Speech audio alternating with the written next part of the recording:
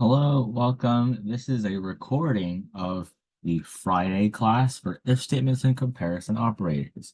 So unfortunately, I think that my class today was not very clear, so I'm actually going to re-record a better version of it so that if you are confused and you go back and watch the recording, it should be a lot more clear on how if statements and comparisons work. And also, I'll give you a guide to the homework, which may be a bit confusing if this is the first time you doing if statements. All right, so let's talk about what comparison operators are first. So comparison operators, just like they are in math, is just to compare two numbers. So comparison operators can only be used on integers. So the couple that you need to know are greater than. So this is the greatest sign, right? And then less than, also greater than or equal to, which is right, pretty self-explanatory if you know what that means, and then less than or equal to. So greater than or equal to is just a greater sign, and then followed by one equal sign, less than, and then equal. Right? Those are pretty self-explanatory. Next thing is equal to. So the comparison operator for is equal to is double equal sign. So this is different from a single equal sign, which is an assignment operator, right? When we have a variable, we want to give it a value, we use a single equal sign. If we want to compare two numbers and see if they're equal, then we have to use two equal signs. So I've used this here. Is it equal to? Then we'll use double equal signs, right? Next thing is not equal to. So if you're trying to see if something doesn't equal something else, you'll use the exclamation mark equal sign. So that's the basic thing there. And then something else that we'll talk about for if statements is the and operator and then or. So for and, both of the things that we're talking about must be true. And that's what the word and means. It's this one and this one, right? Both must be true. It's logic gate. And the other one is or. Or means at least one must be true. So if it's this or the other one, right? So if at least one is true, then the entire thing will be true. So now let's talk about what an if statement is. So an if statement starts off with if. You gotta turn different color. Again, everything else has to be lowercase. Python is a case sensitive language. And then we have our comparison. Our like for example, if AI has already filled it out for me. We could also do something like if 10 is bigger than 5, right? And what happens is you have to have a colon right here. This colon basically means then. So in some languages, there's the word then. In other languages, they have some other things. Every if statement, including everything that goes after it, has to have its own colon. So this colon right here means signifies the end of this if statement. So drop a line, you see as an indent. And now what's going to happen? If 10 is bigger than 5, what's going to happen? So we can print 10 is greater than 5. Or we could print something like, yeah, right? So if we press run, we would predict that yeah would be printed in the console. You see here, yeah is in the console. As opposed to, we say 10 is less than 5. If 10 is less than 5, then print yeah. It's not less than 5. So if we press run, nothing happens in the console. It's just going to skip over this print statement because this thing was false. That's how an if statement works. And we can also use this with variables. So in the homework, you're going to need to use variables.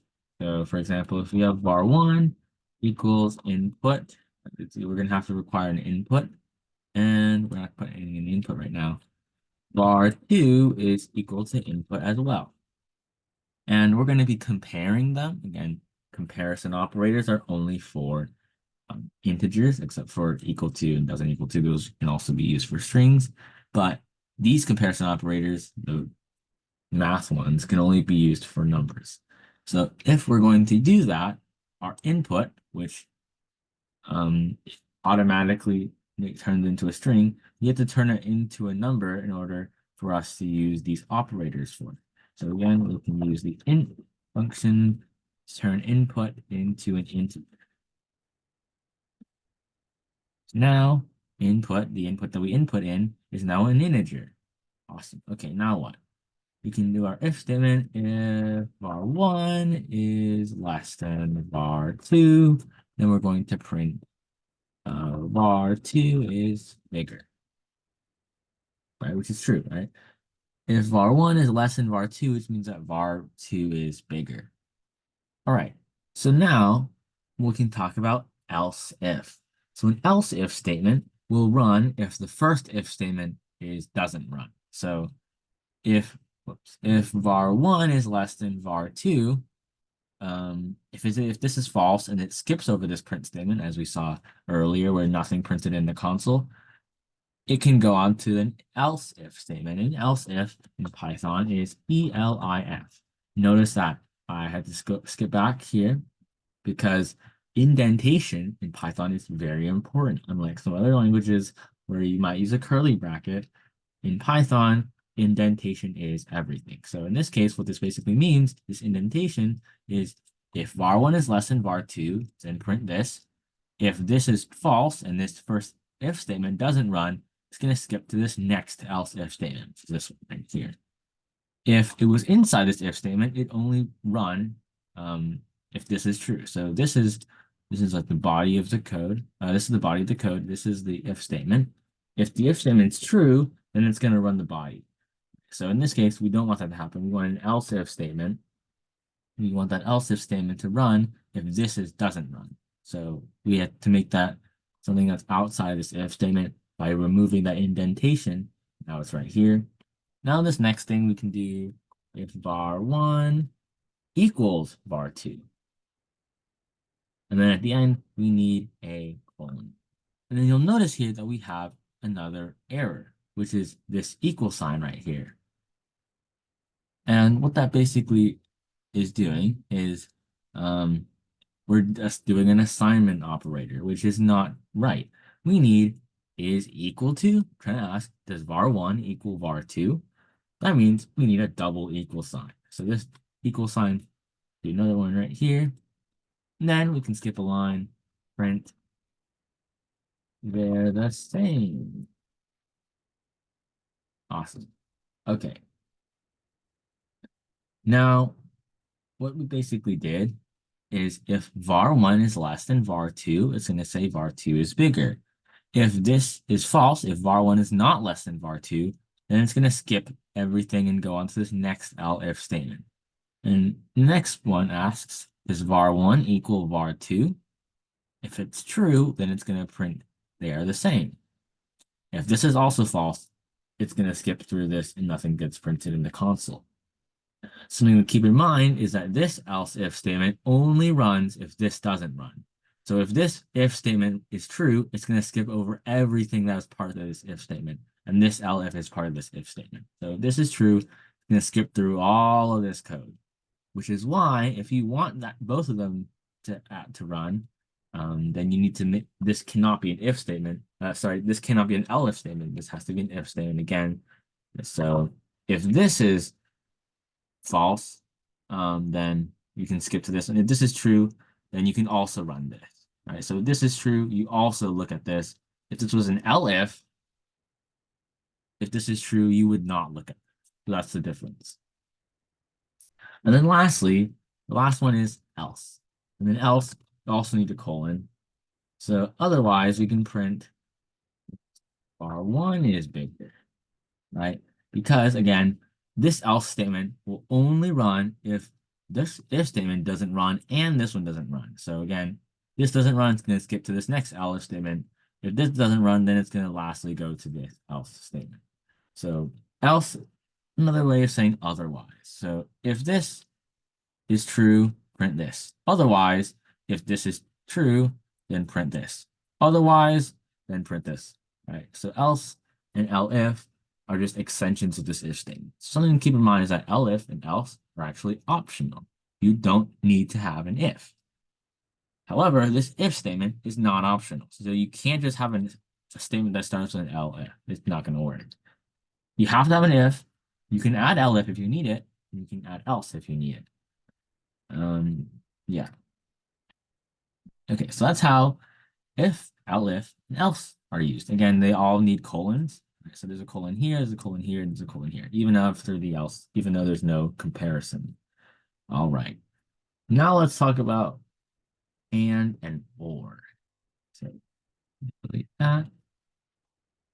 Now let's talk about and or. If, say something like var1 is greater than 5 and var2 is greater than 10. Then you can print, whoops, you can print, yeah.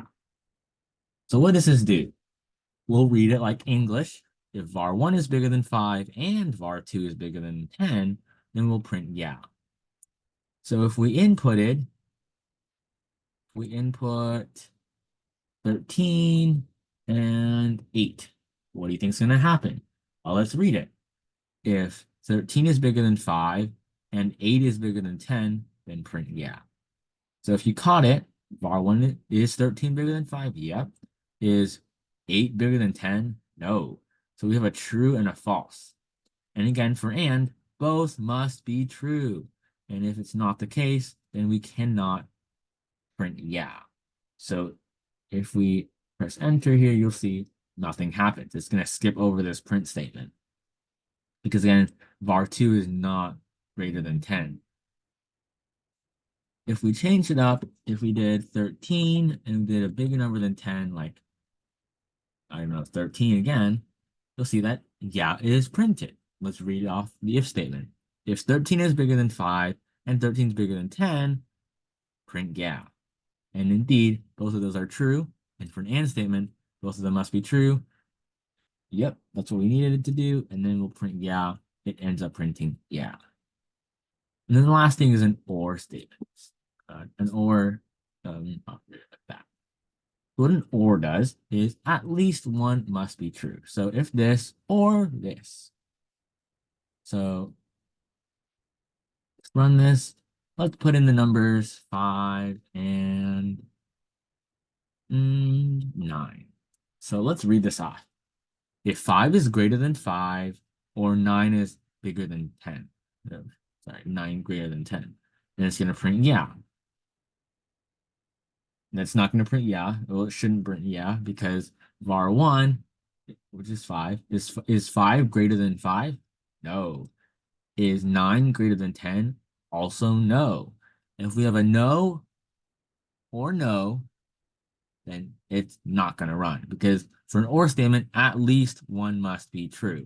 And if none of them are true, then there's 0 true. So overall, it's false. And it's just not going to print yeah. And indeed, if you press enter here, nothing happens on the console. However, though, if we do something like 10 and 8, let's read it off. If 10 is greater than 5 or 8 is greater than 10, then print yeah. In this case, var1, which is 10 bigger than 5? Yeah, it is. Is 8 less than 10? No, it's not. So we have a yes and a no. Yes, a true, and a no. And again, for or, at least one must be true. So we do have a true statement right here. 10 is indeed bigger than 5, so we should expect it to print yeah. And indeed, when we press enter, yeah is printed. And for an or statement, though, it just says at least one must be true. So if both are true, it also should print yeah. So if we print something like 100, 200, right? If 100 is bigger than 5 or 200 is bigger than 5, in this case, both of those are true, then we should expect it to print yeah, and indeed, yeah is printed. So that's and or. And now let's talk a bit about the homework. So let me pull it up real quick.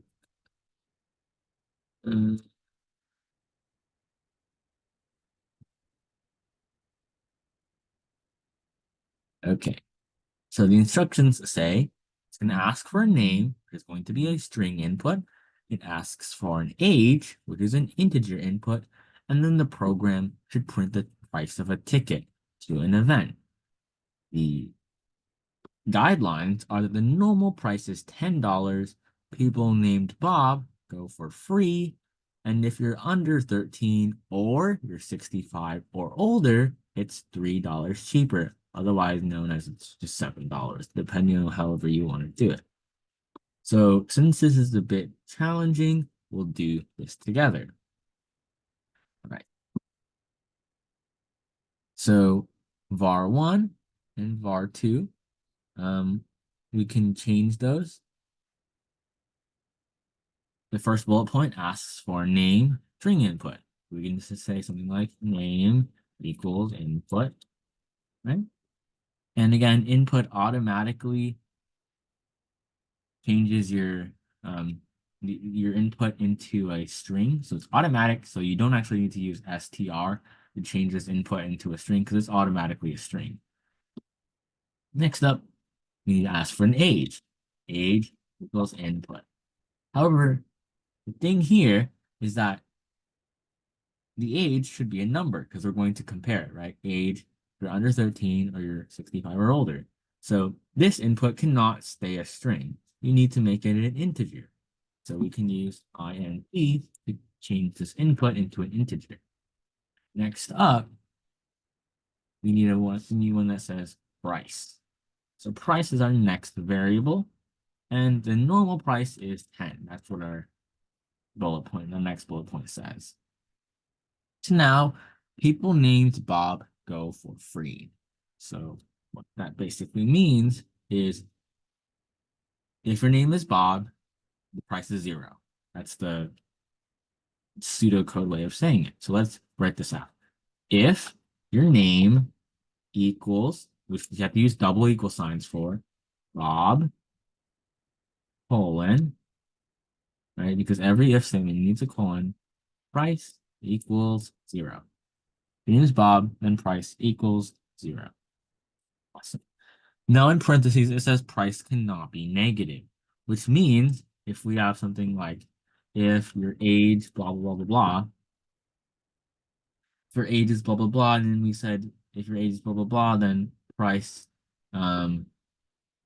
if you're in that under 13 or 65 or older category, and your price is $7, what's going to happen is if your name is Bob, but then we check your age and then you end up being in that category, then the price is going to be changed. It's going to change back to 7. So what that basically means is that if your name is Bob, the price should stay 0 regardless of your age. So you should only check age if your name is not Bob. So all Bobs go free, all the not Bobs, how to check your age. So what that basically means is we need to use an elif statement. So now, if under 13 years old or 65 or older, it's $3 cheaper. So let's change that into pseudocode. So else if your age is less than 13 or your age is greater than or equal to 65, then price equals 7. Or another way of saying that is price equals price minus 3. So let's write that out.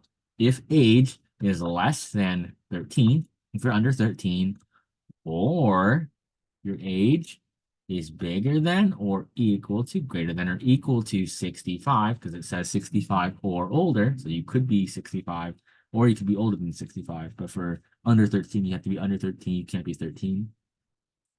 All elif statements have to have that colon, price equals 7. So that's our code. That's all we need to do. Another way of doing it is price minus 7. Just in case, sometime later when you're coming back to the code, you want to change the price, you want to raise it to 20, and it's still going 7, by the way. If you want to change the price to like $12, and it's still going to be $3 cheaper if you're in that age range.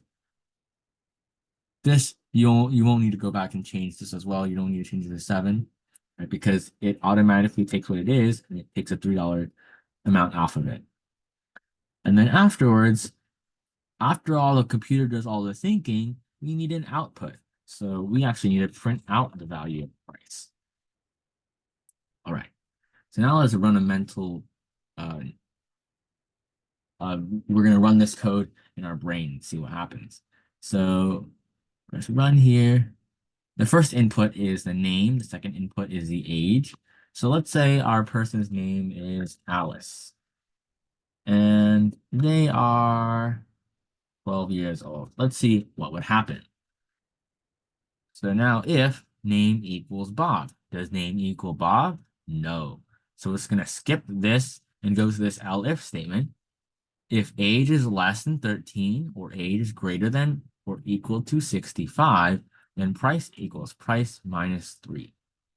So we said the age is 12, age 12 is less than 13, or 12 is greater than or equal to 65. 12 is indeed less than 13, so we have a true, false. And for an or statement, at least one must be true. This one's true. 12 is less than 13, so we have a true here. This doesn't really matter anyway. So true or false. And since this is an or statement, at least one must be true. We do have a true, so this will run. Price equals price minus 3. Price used to be 10. 10 minus 3. Now price is 7. So now when we print this out, we should get 7, like so. Awesome. Now to finish off, technically I want you to also concatenate it. So you want to have this dollar sign in front of it. Now the issue with this is once we do all of this, price ends up being a number. Right? Price is going to be the number 7 or the number 10 or the number 0. And we cannot concatenate a string to a number. Concatenation is only between two or more strings. So we need to convert price into a string using the str function. So now we convert price into a string, and now when we run it, same thing, we do Alice 12, $7. Now we have that dollar sign in front of it. It's all good. And now let's do one more test just to make sure. If your name is Bob and you're, let's say, 90 years old, you should expect the price to be 0. And indeed, the price is 0, right? Because running in our minds, if name equals Bob, does it equal Bob? Yes, it does. Price equals 0. And since this first if statement ran, we just skip all other else if statements attached to that if statement. So everything else here doesn't run. Even though we said that else if age is less than 13 or age is greater than 65, is 90 less than 13? No. But is 90 greater than or equal to 65? Yes. So price equals price minus 3. Is it negative 3? No. Because again, if this if statement runs, the else if statements after it don't run. Awesome. Okay, so that's all I have for you today. If you have any questions, let me know. And hope this made a lot more sense than in the actual live class.